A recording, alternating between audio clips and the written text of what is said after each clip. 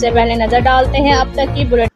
جی بالکل، آج یوم تکبیر کے حوالے سے ملک بھر میں تقاریب کا سلسلہ جاری ہے۔ 28 مئی 1998 کو اس وقت کے وزیر اعظم میاں نواز شریف نے ایٹمی دھماکے کر کے ملک پاکستان کو ناقابل تسخیر بنایا تھا۔ تب وزیر اعظم نے اس دن کو یادگار بنانے کے لیے قوم سے نام مانگے تھے کہ اس پر وہاڑی شہر ڈبلیو بلاک کے رہائشی شاعر مشتاق شیرازی نے یوم تکبیر کا نام تجویز کیا، جسے نواز شریف نے پسند کر کے منتخب کیا اور مشتاق شیراز کو سرٹیفکیٹ اور انعام سے نوازا۔ مشتاق شیراز تو اب زندہ نہیں ہیں، لیکن ان کا تجویز کردہ نام یوم تکبیر قیامت تک زندہ رہے گا۔ لیکن افسوس کا مقام ہے کہ مقامی لیگی رہنما آج مختلف جگہوں پر تقاریب کا اہتمام تو کر رہے ہیں، لیکن اس خاندان کو کسی بھی مقامی تقریب میں مدعو نہیں کیا گیا۔ کیا یہ ہے ہماری اقتدار کی ہمیشہ غربا کو ایسے وقت بھول جایا جائے؟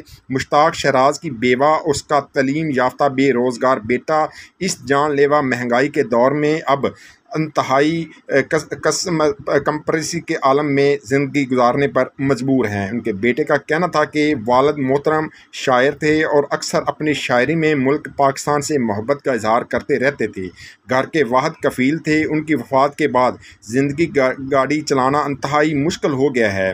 بارہا اپلائی کرنے کے باوجود کسی ملازمت کا سلسلہ نہ بن سکا۔ اب جب کہ یہ دور حکومت مسلم لیگ کا ہے اور حکمران میاں محمد شہباز شریف ہیں، لہٰذا ان سے انتہائی گزارش ہے کہ فوری نوٹس لیتے ہوئے روزگار کا بندوبست کیا جائے۔ میرا نام طلحہ شیراز ہے اور میرے والد محترم شاعر تھے جو اپنی شاعری میں اکثر اپنے وطن سے محبت اور عقیدت کا اظہار کرتے رہتے تھے۔ 28 مئی 1998 کو جب پاکستان ایٹمی قوت بنا تو وقت کے وزیر اعظم محمد نواز شریف نے قوم سے نام تجویز کرنے کو کہا تو میرے والد محترم نے یوم تکبیر نام تجویز کیا، جو وزیر اعظم پاکستان کو بہت پسند آیا اور انہوں نے والد صاحب کو بلا کر اعزاز اور انعامات سے نوازا۔ میں نے اپنی اعلیٰ تعلیم soft ware engineering superior university Lahore سے مکمل کی ہے اور تاحال میرے پاس کوئی ملازمت نہیں ہے۔ میری وزیر اعظم پاکستان سے درخواست ہے کہ مجھے ملازمت دی جائے۔ نواز شریف کی شخصیت سے آج پوری طرح واقف ہیں۔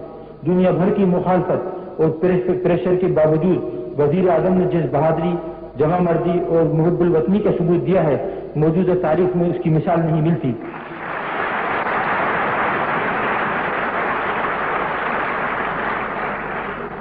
آپ کے اس جمع مرد اور بہادر وزیر اعظم نے پاکستان کو نہایت مختصر عرصے میں ایک میزائل اور ایٹمی قوت بنا کر علاقائی علامہ کا خواب پورا کر دکھایا ہے۔ یہ ملک جناب وزیر اعظم محمد نواز شریف کا تا قیامت ممنون اور احسان مند رہے گا۔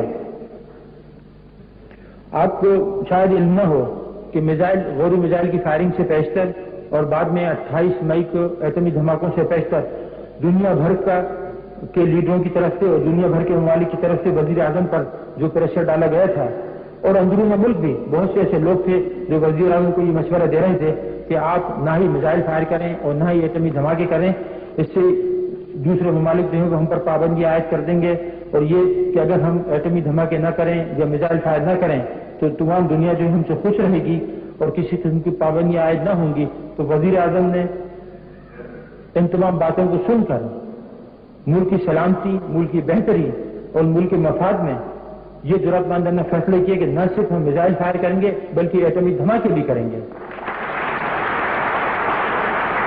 میں آپ سب سے یہ درخواست کروں گا کہ اس وقت ملک جن حالات سے گزر رہا ہے ان میں ہمیں چند مشکلات کا سامنا کرنا پڑا ہے۔ آپ وزیر اعظم کا ہاتھ بٹائیے، ملک کی مدد کیجیے، اور اس مشکل دور میں جو کہ بہت ہی مختصر عرصے کے لیے ہے، وزیر اعظم کی مدد کیجیے، اس ملک کی مدد کیجیے، اور انشاءاللہ ہم ان مشکلات پر جلدی قابو پا لیں گے اور آپ پاکستان کو ایک مضبوط، طاقتور اور خوشحال ملک کی حیثیت سے دیکھ سکیں گے۔ بہت بہت شکریہ۔ کیا ہے कोका कोला ने कोका कोला और दिल दोनों खोले और जी ले कोका कोला रियल मैजिक।